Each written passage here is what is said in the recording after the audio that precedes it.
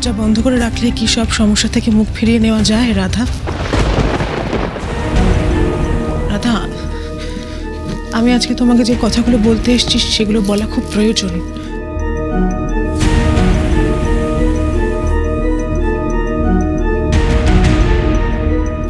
আমার তোমার জন্য সত্যি খুব খারাপ লাগে রাধা।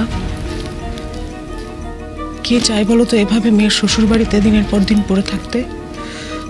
কিন্তু তুমি কি বা করবে? তোমার তো আর কোনো উপায়ও নেই। কোথায় বা যাবে? এমন একটা পরিস্থিতির মধ্যে তুমি আছো। কই না তো, আমার তো মনে হচ্ছে না আমি কোনো খারাপ পরিস্থিতির মধ্যে রয়েছি। আসলে আমার মেয়েটার একটা দুর্ঘটনা ঘটেছে, তো সেই জন্য আমাকে এখানে থাকতে হচ্ছে। কিন্তু আমি বেশি দিন থাকবো না, ফড়িংয়ের পাটা একটু সেরে যাক, তারপরেই আমি চলে যাব। কিন্তু চলেও যদি যাও, কোথায় যাবে বলো? সেই ডাক্তার কাকুর বাড়িতে গিয়ে উঠবে। এবার না না, তা কেন? আমি চাইলে আমার গ্রামের বাড়িতে ফিরে যেতে পারি।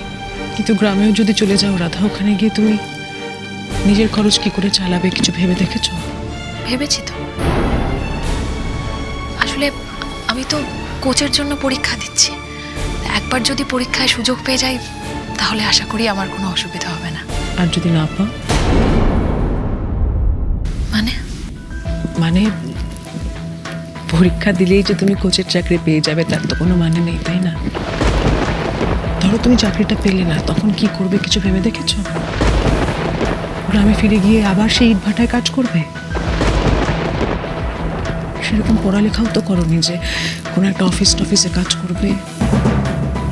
তাই বলছিলাম রাধা, তুমি যদি সব কিছু ভুলে গিয়ে আবার আমাকে তোমার দিদি ভাবতে পারো, পারবে?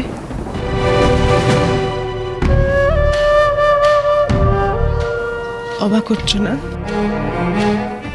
ভাবছো কটা দিন আগেও এই মানুষটা কত কথা শোনালো, আজকে আবার সেই এসে এতগুলো কথা বলছে। আসলে আমি ভেবে দেখলাম রাধা যে এমন একটা সিচুয়েশন তৈরি হয়েছিল না যে তোমার আমার তখন কারোরই নিজেকে নিয়ে ভাবার মতো কোনো সময়ই ছিল না। তাই ভেবে দেখলাম সত্যিই তো নির্মল তোমার সঙ্গে প্রচন্ড অন্যায় করেছে। সবটা নির্মলের ভুল, এতে তোমার কোনো ভুল নেই, কিন্তু তার জন্য তুমি সাফার করেছো সারা জীবন। কিন্তু বাকি জীবনটা করবে কেন?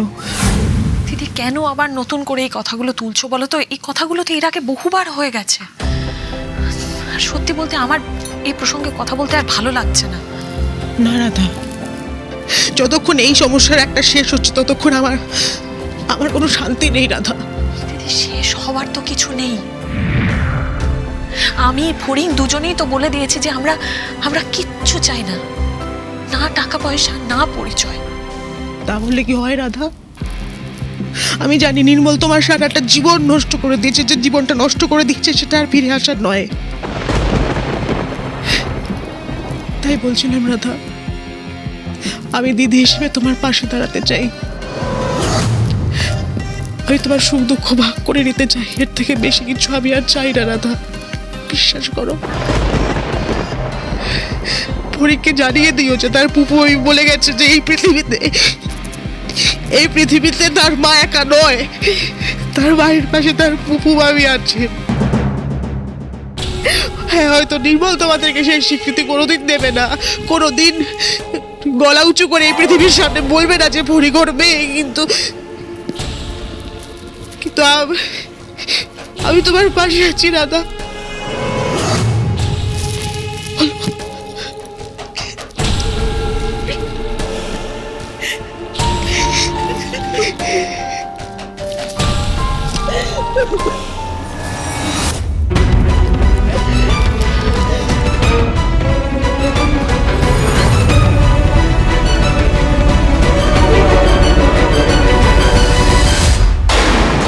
আসুন, আমি যা যা করার করে দিয়েছি। আপাতত 3 সপ্তাহ থাকুক প্লাস্টারটা, তারপর আমরা কেটে আরেকবার এক্সরে করে দেখব। তার উপর ডিপেন্ড করছে বাকি ট্রিটমেন্টটা। তা এখন কীরকম বুঝছেন? এখন সেভাবে কিছু বোঝা যাবে না, 3 সপ্তাহ যেতে দিন, তারপর কিছু বোঝা যাবে।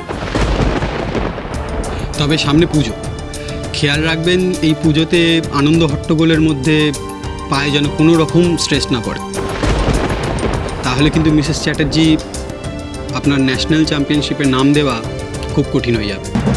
আপনাকে নিজেকেও খুব কনসিয়াস থাকতে হবে। না না ডক্টর, পুজোয় এবার ওকে কোনো কাজ করতে দেওয়া হবে না। যদিও আমাদের বাড়িতে পুজো হয়, কিন্তু এবার ও শুধু বসে বসে দেখবে। ওকে, তাহলে আমি যেই মেডিসিনগুলো দিয়েছি সেগুলো নিয়ম করে খাবেন। মিসেস চ্যাটার্জি, আপনি কোনো টেনশন করবেন না, আপনি জিমন্যাস্টিক্স করবেন। শুধু আমি যেগুলো বলে দিলাম সেগুলো একটু মেনে চলবেন। ঠিক আছে ডাক্তারবাবু। Thank you doctor. পড়ে চলো। এসো।